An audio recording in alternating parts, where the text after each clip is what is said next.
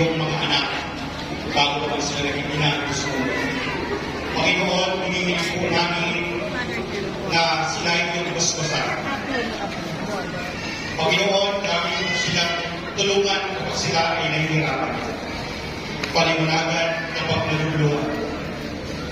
Tulungan kapag nabibigatan at nasa gitna ng kagimitan. Panginoon, bigyan mo po sila ng magandang pangakatawan, kalusugan, ng isip at kaluluwa upang ang pamilyang kanilang pinabibilangan ay lalo pa nilang mahalin at magsilbi bilang ilaw ng tahanan. Ilayin po sila sa lahat ng pamakan at lagi po silang busugin sa iyong pag-aaruga upang sila man ay makapag-aruga ng mga anak. Lingapin mo sila upang sila man ay makalingaw ng mga anak nilang minamahal. Inihiling namin ito sa mga Pilipinas Kristo. Nasama ng Espiritu Santo, magpasa walang. Amen.